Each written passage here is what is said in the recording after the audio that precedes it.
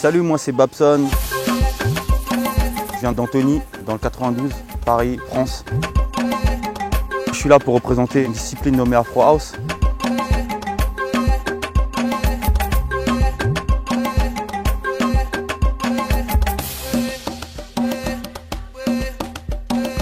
C'est quelque chose d'assez nouveau, mais en même temps paradoxalement assez ancien, parce que quand on parle d'afro, on parle d'ancestral, de traditionnel.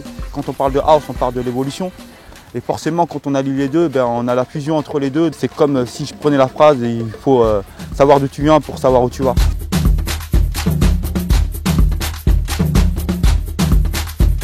L'Afro House, c'est une discipline qui est assez récente dans le milieu du fitness, dans le milieu du sport, qui allie le sport et en même temps l'art. Avant tout, c'est une musique qui a été appelée Afro House par les Français, parce qu'à la base, ça ne s'appelle pas Afro House, ça s'appelle Organic Music aux États-Unis. Et pour les Américains, House, c'est tout, ça englobe tout.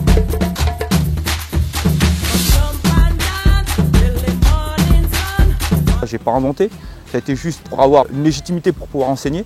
Et au fur et à mesure, j'ai commencé à me poser plus sur les danses africaines, les danses caribéennes, pour pouvoir faire un parallèle entre la house, le hip-hop et l'afro. Le mix de house avec afro, ça donne une autre approche de cette façon de danser. C'est cardio avant tout, donc on travaille l'ensemble du corps. C'est un bien physique et moral, ça fait du bien, ça vide la tête. Aujourd'hui, on va rentrer dans l'univers de l'Afro House. L'univers de l'Afro House, c'est quoi? C'est tout d'abord une énergie avant d'être une danse. Donc la première chose, c'est ressentir la musique. Et la musique, comment on la ressent? En faisant ce qu'on appelle le bounce. Le bounce, c'est juste se sentir comme sur un trampoline. Donc à chaque fois, bounce, bounce, bounce, bounce, bounce, bounce, bounce, bounce. On cherche à adapter les pas de danse sur les musiques. Et forcément, la house d'hier, c'est pas la même que celle d'aujourd'hui. Et en même temps, ça n'a rien à voir avec la dance, ça n'a rien à voir avec la techno, ça n'a rien à voir avec tout ça. C'est vraiment une fusion. Donc en même temps, ça nous permet d'avoir une inspiration à chaque fois, de se renouveler, tout en allant chercher de plus en plus profondément sur les danses traditionnelles. C'est-à-dire autant sur le sabar, que sur le mbala, que sur le bélé, que sur le groka, que sur plein de danses. Ça fait 1, 2, reviens, 3, 4, 5, 6, 7, 8, encore. 1, 2, 3, 4, 5, 6, 7, 8. Tout est dans le bassin.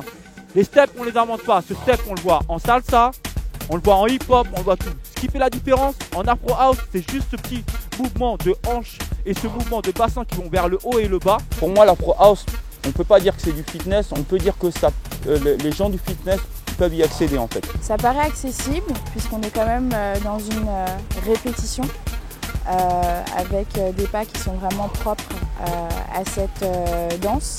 Mais à force de travail, je pense que la maîtrise peut venir assez rapidement.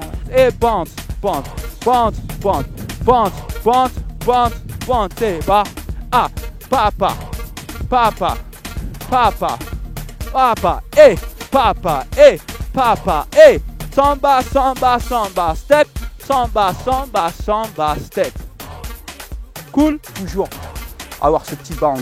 Ça fait travailler les mollets, on est toujours dans une position aérienne, toujours dans cette sensation d'être sur un trampoline, toujours du haut vers le bas, on a toujours l'impression d'être en rebondi. C'est ce qui fait que ça devient super cardio en fait, à force de le faire. On ne crée pas les mouvements, on ne les invente plus au jour d'aujourd'hui, on fait que les reprendre et les mettre dans des énergies différentes. 5, 6, 7, 8, 1, 2, 3, 4, 5, 6, 7, 8. Merci à vous, Afro, j'espère que ça vous a plu. Bienvenue dans notre univers. And energy.